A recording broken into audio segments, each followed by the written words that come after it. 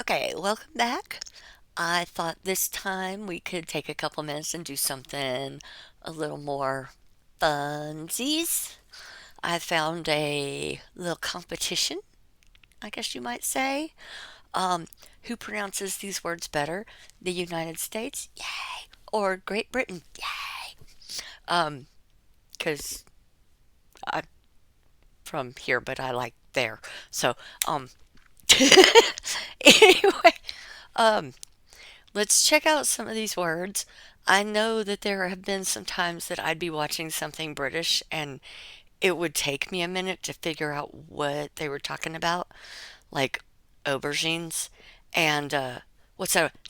Satsumas? I'm still not 100%. I think they're tangerines, but so let's hop over here. Let's see who. Oops, wrong one.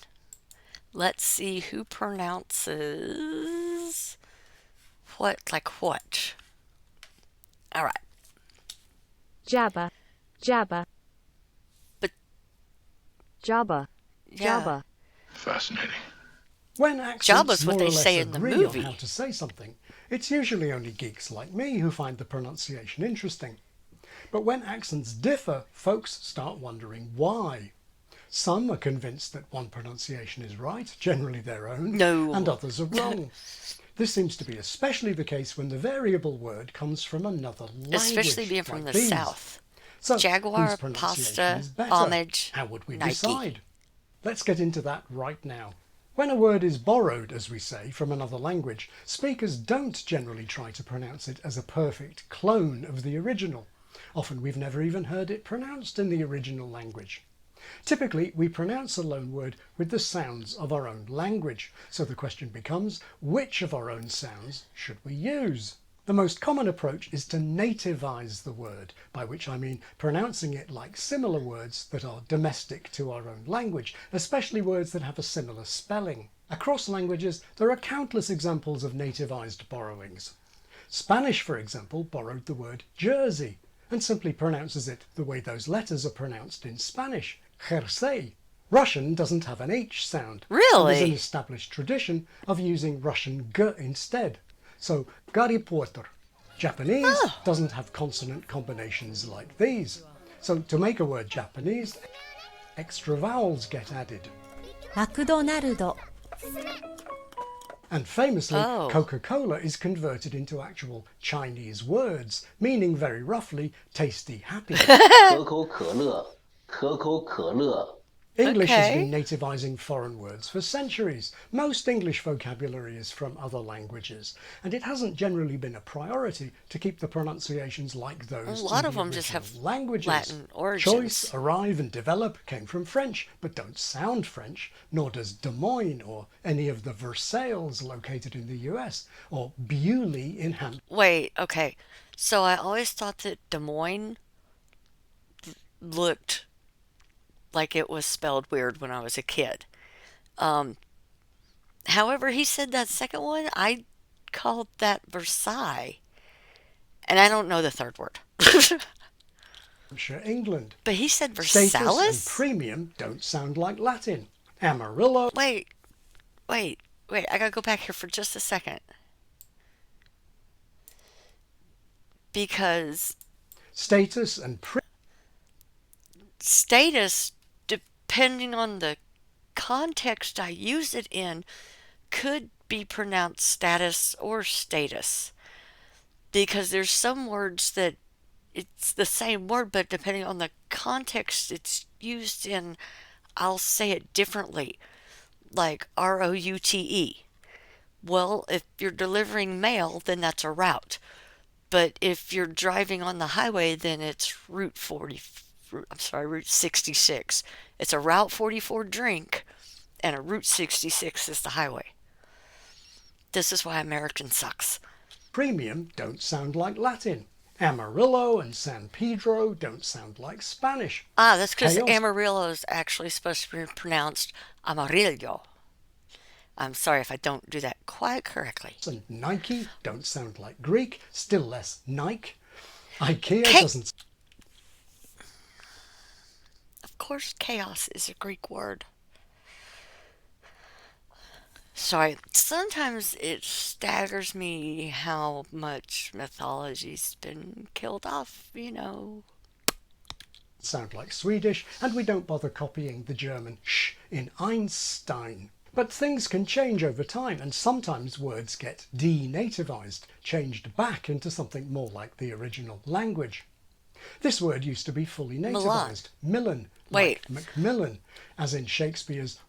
Wait, if I was going to the place, I would say Milan. I'm too sexy for New York. Yeah, I'm too sexy for. Yeah. Did he say Milan or Milan? Oh dear. This isn't going to be as much fun as I thought.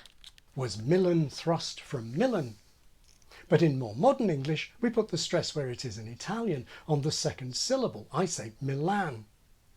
As recently as the 1970s, the British English Pronouncing Dictionary was recommending the French city of Lyons, as well as Don Juan and Don Quixote. Whoa. Whoa.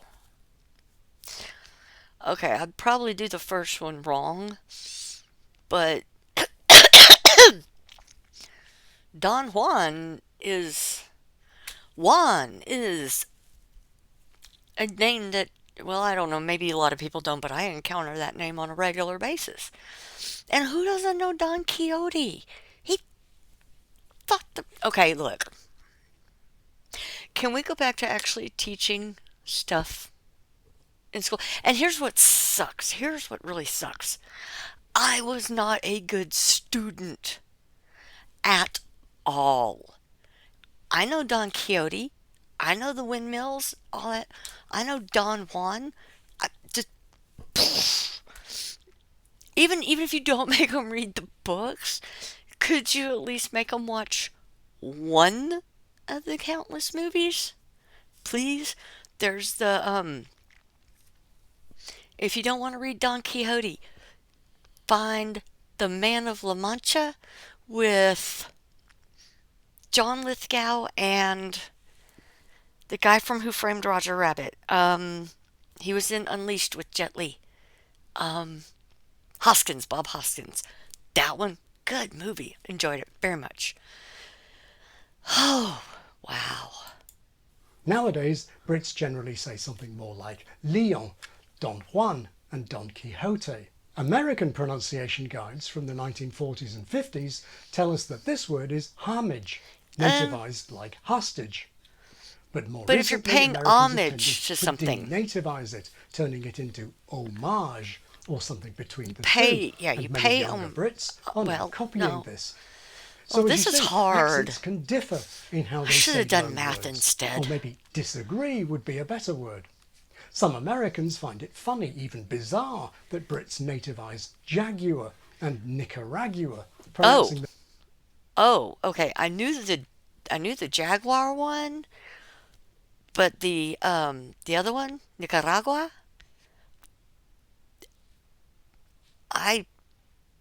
the words you said, that would have taken me a while to figure that one out. Them along the lines of coagulate. And Brits can be amused when some Americans nativize Adolf, paralleling Barbados and Adrian, or pronounce Iran and Iraq like Irene and irate. Iran, by the way, is given in Kenyon and Knott's well-known Pronouncing Dictionary of American English. So, do some accents of English nativize less than others? Well, I really thought this was going to be more like I'm a going to look at contest. some ways in which American English nativizes less than British English. But we'll see that avoiding native style pronunciations doesn't always make them more like the originals. One well-known difference between American and British English is the stressing of words taken relatively recently from French. In many such words, American English uses a stress pattern reflecting the final phrase accent of French, like salon, café, massage, Renault, Poirot, etc. Brits mostly nativize the stress, salon, café, massage, Renault, Poirot, etc. Okay, yeah, I've watched something recently where massage was in there. And yeah, I did notice it, but I just assumed that's how it's pronounced in Britain. I didn't realize. Okay, wow. This guy really likes his linguistics. Of course, there are exceptions. We have words where both accents nativize. So the FBI is not a bureau. And Brits do What sometimes have is final it? stress, like in bizarre. And moustache, where it's the Americans who nativize more. Mustache. Fascinating. But the I main think you difference I mean want to look at here mustachio. is in the vowels. Over 30 years ago, I wrote an article discussing a particular strategy that American English has evolved to deal with foreign words. This is a tendency to use 5 tense vowels, even for spellings that in native words would not typically be pronounced with these vowels. For example, look at these native words. Brits, Plastic, like me, tend to wedding, use the missing, same vowels in o'clock, corresponding o'clock, loan words. pudding. So, plastic, pasta, wedding, Pedro, missing, Nissan, o'clock, Baroque, pudding, Buddha. Okay, so I would say plastic, pasta, wedding, Pedro, missing. Since I'm American, that's a Nissan. O'clock, like 3 o'clock, Baroque, pudding, and I would say Buddha. Now, the American tendency is to use in the loan words the 5 tense vowels that are free to occur on the end of words like ma, may, me, mo, mu. So, pasta, Pedro, Nissan, Baroque, Buddha, and Datsun and Milan, and kebab, and Ariana Grande. Similarly, jalapeno and Cadiz and the Nikkei index and yogurt and chipotle and Gustav and Gupta and even Boons, German government bonds. Now, it's a tendency, not an absolute rule. It applies mainly to stressed vowels, and it's more common with some vowels than others, especially those written with the letter A, and not all speakers apply it equally. But I think it's fair to say that most Americans would pronounce most of those words like that, and very few Brits would. Now, to many Americans, this may not seem like a strategy at all. It may just seem like pronouncing these words right, more accurately than, say, Brits with my kind of accent. But how true is this? Americans may be right that Italian pasta is closer to their vowel in father than to their vowel in plastic. But my vowel in plastic isn't so far from the Italian vowel. I recorded a bunch of Americans and Brits saying this word and measured what we call the formants of the first vowel. As is to be expected, the individual speakers display a range of qualities, but the two groups are clearly different, almost no overlap. Now here, saying the same word, are some authentic Italians. At least in these measurements, the Italians are on average a tad nearer to the Americans, but broadly speaking, they're kind of in the middle. Fascinating. Now, not all I'm right languages there with you, have an Spock. vowel like that of Italian and Spanish, but the American 5-vowel strategy is one size fits all, so the pasta vowel gets used in Vietnam. But now listen to these Vietnamese speakers. Việt Nam, Việt Nam, Việt Nam, Việt Nam, Việt Nam, I've heard it To my pronounced ear, the both vowel ways, in honestly. plastic, even American Vietnam plastic, and Vietnam. would be closer to that than the vowel in American father and pasta. And many languages have more than 5 vowels, so using just 5 American vowels is going to mean losing distinctions. Take these two composers. German has 4 vowels here, 2 short and 2 long. Franz Schubert and Gustav Mahler. My British pronunciation also has 2 short and 2 long.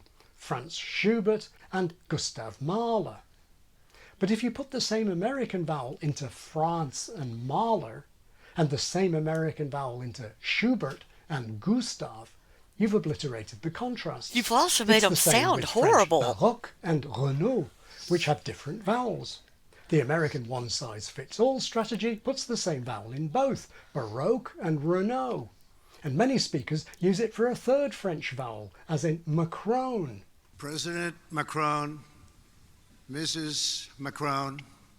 British Baroque and Renault are hardly digital copies of the French, but at least the vowel distinction survives. General American simply lacks the historic short O sound that survives in my kind of accent in clock and Baroque, and in Bond Clock? and Doctor and Potter. In fact, it's not obvious to me which is closer to Harry Potter, the Russian Gary Potter, or the American Harry Potter. And the Wow, strategy is okay. sometimes We don't all say Harry Potter. That sounds to me like northeastern, like something someone from Boston would say, because for me, that's Harry Potter. There's an R on the end. It may be a quiet R, but there is an R. Potter. Harry Potter. He made that thing on a potter's wheel. Potter. Doctor.